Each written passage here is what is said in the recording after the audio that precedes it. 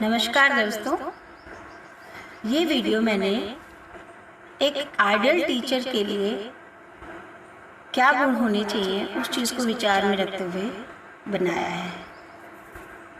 आशा है आपको पसंद आए।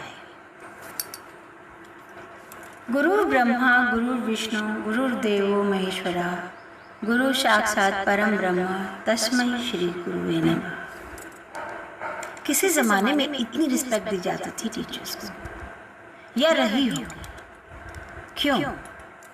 उस ज़माने के शिक्षक भी अपना बेस्ट देते थे और हम भी अपना बेस्ट देने की कोशिश करते हैं। लेकिन क्या कारण है कि बच्चों में आज के टीचर के लिए वो आदर और सम्मान नहीं रहा। आज के बच्चे जब बाहर बाद में मिलते हैं तो नमस्ते भी नहीं करते, और पहले के बच्चे अपने गुरु को देख के प्रणाम करते थे और गर्वान्वित महसूस करते थे कि उनको टीचर दिख गया आज पढ़ाई के बाद। तो वजह क्या है, ये ढूंढना है हमें इस वीडियो में। गुरु कुम्हार शिष्य कुंभ है। किसी ने सच कहा है कि गुरु कुम्हार शिष्य कुंभ है, गड़गड़ काढ़े खोट। मीन्स घड़े को बनाते बनाते उसमें से कमियां ठीक करता रहता है। गड़गड़ काढ़े खोट, अंदर हाथ सहारा दे। घड़े के अंदर हाथ डाल के ऊपर मारे चोट। आपने देखा होगा कि कोई कुम्हार घड़ा बनाते समय वो चकले पे तो पूरा एक फिगर बना लेता है उसकी, लेकिन जब वो बाद में उसको फाइनल करने के लिए उसके अंदर हाथ डाल के ऊपर से धीरे धीरे टैप टैप करके उसके अंदर थोड़ा बहुत जो भी दिशा सही नहीं है, शेप सही नहीं है, उसको ठीक करने की कोशिश करता है। तो शिक्षक की तुलना उस कुम्हार से की गई है जो घड़े को बनाते समय उसकी जो कमियां हैं वो प्यार से निकालता है। तो ध्यान दें, तो हमारा शिक्षक होना सार्थक हो सकता है यदि इस लाइनों को हम समझें। किस तरह से?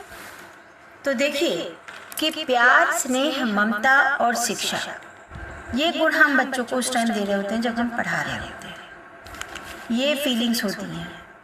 हम बच्चे से प्यार करते हैं, स्नेह करते हैं, ममता दिखाते हैं और शिक्षा देते हैं। ये जो सारी चीज़ें हैं वो घड़े के अंदर जानी चाहिए। अंदर हाथ सहारा दे, ये घड़े के अंदर जाना चाहिए। और जो मीन्स ज़्यादा से ज़्यादा होगा, गहरा होगा, ज़्यादा समय तक उस बच्चे के मन में रहे। टीचर का प्यार, टीचर का स्नेह, ममता और शिक्षा देने की प्रक्रिया। लेकिन जो चोट है, जो डांट है, वो ऊपर की होनी चाहिए, जिसको ज़्यादा देर तक बच्चे याद न रख पाए, उससे उनको दुख ना पहुँचे, उनको उनके दिल को आहत ना पहुँचे। ऐसा चोट होनी चाहिए, ऐसी डांट होनी चाहिए। उनको दिल को दुखाने वाले रिमार्क्स, उनके चेहरे पे निशान छोड़ने वाली चोट, ये किसी टीचर को नहीं देना चाहिए। सच पूछें तो पढ़ाने के लिए चोट या डांट की आज के परिवेश में ज़रूरत ही नहीं है। आज का परिवेश इतना मॉडर्न हो चुका है कि इन दो चीज़ों की तो ज़रूरत है ही नहीं। किस तरह से? देखिए, पहले उन्हें गुरुजी कहते थे। गुरुजी के पास जितना ज्ञान होता था वो अपने छात्रों पर उड़ेल देते थे।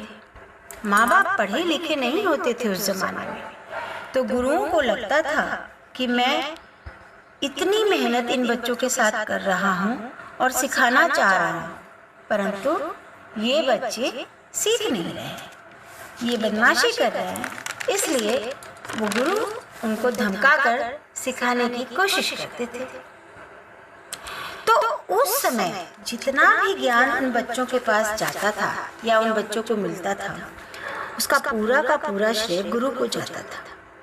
तो कहते हैं ना कि दुधारू गाय की दौलत भली। मीन्स गाय हमें कुछ दे रही है, तो अगर उसने हमें दौलत मार भी दिया तो हम उसको सह जाएंगे, हमें दुख नहीं होगा। मीन्स जो कुछ हमें कोई कुछ देता है तो उसकी डांट सह सकते हैं। परंतु आज का एक टीचर क्या ये क्रेडिट लेना चाहता है? क्या वो पूरा का पूरा क्रेडिट लेना चाहता है बच्चों के ज्ञान का? जरा विचार करें।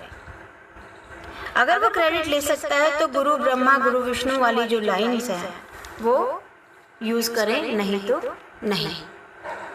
हम सिर्फ 30% ही बच्चों को शिक्षा दे रहे हैं, बाकी 70% बच्चे खुद प्राप्त कर रहे हैं। लेकिन एक आइडियल टीचर एक सही सिचुएशन में कैसे बिहेव कर सकता है, मैं आपको वो बताती हूँ। क्या आज जो नॉलेज आपकी क्लास के बच्चों के पास है, वो उसका क्रेडिट आप लेना चाहते हैं? यदि हाँ, तो आप इस तरह से कर सकते हैं। अब एक एग्जाम्पल लीजिए। अगर हम किताब से पढ़ाकर उन्हें बाकी होमवर्क देते हैं, वो घर जाकर यदि वो बच्चा कर लेता है तो पेरेंट्स ने ही कराया है।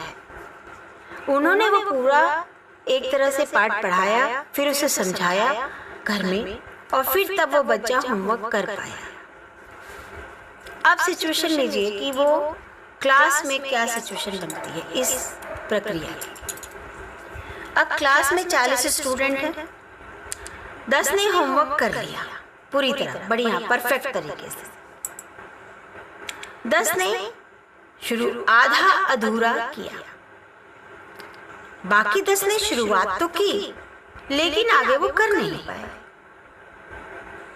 और जो लास्ट के 10 बच्चे, उन्होंने बिल्कुल काम नहीं किया। अब अगले दिन बच्चे इस क्लास में आए और टीचर आई या आया, उसने पूछा भाई होमवर्क किया है सबने? तो नेचुरली बच्चों का क्या रिएक्शन होगा? जिन्होंने कर लिया वो तो शोर मचा देंगे, हाँ जी हमने कर लिया, बाकी क्लास शांत रहेगी। ऐसा ही होता है। तो क्लास में टीचर का क्या रिएक्शन होना चाहिए, ये मैं आपको बताती हूँ। सोचिए आपके हिसाब से क्या होना चाहिए इस पॉइंट पर। समय दीजिए इस पॉइंट पर और सोचिए कि क्या करना चाहिए टीचर को। आप लोगों को भी ऐसी सिचुएशन फेस करी होगी कभी, तो आपने क्या किया होगा। अब हम बच्चों के घर का अवलोकन कर लें कि बच्चे एक अंदाजा, पूरी तरह तो नहीं पता होता, लेकिन एक मोटा मोटा अंदाजा हम लगा सकते हैं कि जब बच्चा कल यहाँ से गया था तो उसके घर का क्या माहौल रहा होगा। जिन 10 बच्चों ने किया उनके पेरेंट्स पढ़े लिखे जागरूक हैं, वो बच्चों को प्यार और अटेंशन देते हैं और वो बच्चे बहुत खुश लाइफ जीते हैं। अगर वो बच्चे नहीं लिखेंगे तो पेरेंट्स लिखकर उनका काम पूरा कर देंगे। अब बाकी 10 बच्चों का सोचिए, वो क्लास में ध्यान देते हैं, ठीक है, उन्होंने टीचर से कुछ सीखा है और अपना होमवर्क करने की कोशिश की। तो होमवर्क करने की कोशिश की तो उन्होंने आधा अधूरा कर लिया, लेकिन कायदे से देखा जाए तो ये 10 बच्चे बहुत इंपॉर्टेंट है। इन्हें 10 बच्चे उस टीचर को प्यार करते हैं क्योंकि उन्होंने अपना काम अच्छे से करने की कोशिश की। अधूरा हुआ तो क्या हुआ।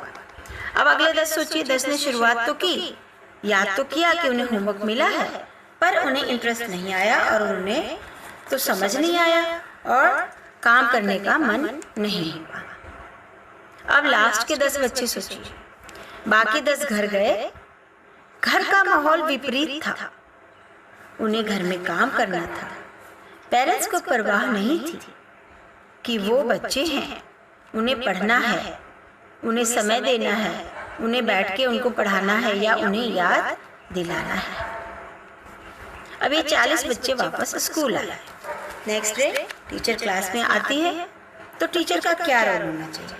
आप बताइए क्या रोल होना चाहिए। सोचिए, यदि आपको लगता है तो मैं आपको बताऊं, मेरे हिसाब से टीचर को नीचे से फॉलो अप करना चाहिए। नीचे से फॉलो अप का मतलब कि बाकी 10 बच्चे जो घर नहीं गए, घर गए लेकिन उनका काम कुछ नहीं था, वो काम नहीं कर पाए, एक शब्द भी नहीं कॉपी में लिख पाए, उनसे शुरुआत करनी चाहिए अपने इस पीरियड की। जिन्होंने काम बिल्कुल नहीं किया उन्हें बुलाकर बताइए क्या करना चाहिए। मेरे हिसाब से कॉपी लेकर बुलाना चाहिए अपने पास, अपने टेबल पर। जिन 10 बच्चों ने किया है उन्हें भी बुलाना चाहिए, पहले उनके लिए तारीफ करवानी चाहिए, क्लैपिंग करा दो कि भैया वेरी गुड, आपने काम पूरा कर लिया, बहुत बढ़िया बात है। अब इन बच्चों को मोटिवेट करो कि भाई ये 10 बच्चे क्योंकि उन्होंने पूरा काम किया तो ये तो टीचर बन गए क्लास के, तो आज ये टीचर बन जाएंगे और आज इनको एक एक स्टूडेंट को पढ़ाना पड़ेगा। तो जो 10 बच्चे बिल्कुल काम नहीं किए उनको एक एक को जो भी अप्रोप्रिएट पेयर बने वो बना दें, उसे पीयर लर्निंग कहें। और उनको बोल दे कि भाई आप इस पूरा पीरियड आप इस बच्चे का टीचर बनोगे और इसका पूरा कंप्लीट अपने काम करवाना है, तो आपको इस बात की क्रेडिट मिलेगी। तो इस तरह से बच्चों को एक जगह बैठा दीजिए कि आप जाइए टीचर बनिए और ये आपका स्टूडेंट है और प्यार से काम करवाता है। इसका फ़ायदा ये होगा कि जो आपके टॉप के स्टूडेंट हैं उनकी रिविजन हो जाएगी।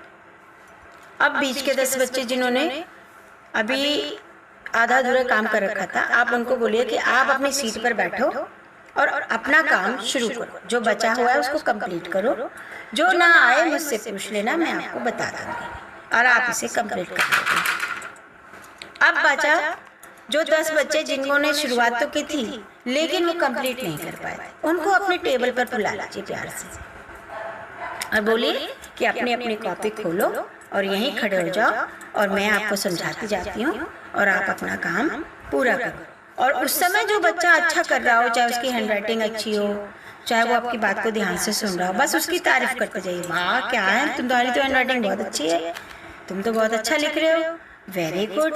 तो इस समय वो जो 10 बच्चों की आप तारीफ, कोई भी जो उनके अंदर पॉइंट नजर आ रहा है, चाहे उसने यूनिफॉर्म साफ पहनी है, चाहे उसने कुछ भी किया है, वो चीज़ जबरदस्ती पकड़कर उसकी उस टाइप तारीफ कर दीजिए। तो बच्चे की मोटिवेशन लेवल 100% बढ़ जाएगा और वो बच्चे जो नहीं कर पा रहे थे वो करना चाहेंगे और आपको खुश करना चाहेंगे। इस तरह से आपने 40 बच्चों को उस एक पीरियड को दे के उनका होमवर्क कंप्लीट करा लिया। अब ऐसा करने के बाद क्या होगा ये जरूर सोचना चाहिए, क्योंकि हमारे हर कार्य का परिणाम होगा, ये हमें सोचना चाहिए। हमारी भाषा का, हमारी बोलचाल का, हमारे कर्म का क्या परिणाम होगा। अगर हम पहले भी सोच लें ना तो हमसे गलतियां नहीं होंगी। तो ये काम आपने किया तो उसका परिणाम क्या होगा ये सुन लीजिए।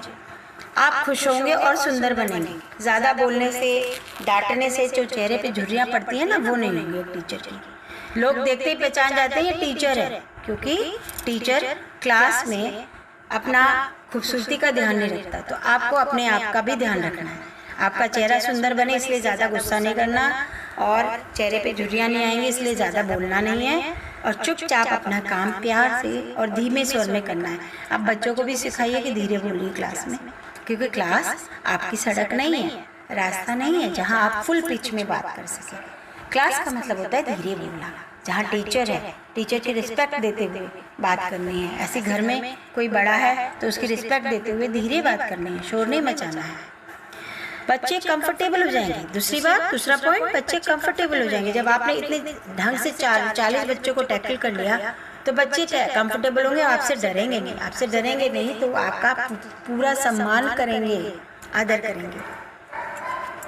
ये तीसरा पॉइंट हो गया। एक पीरियड फ्रूटफुल वर्क होगा, आपको तसल्ली मिलेगी, काम पूरा हो जाएगा और एक तरह से बच्चों का रिविजन भी हो जाएगा साथ ही साथ टॉपिक का।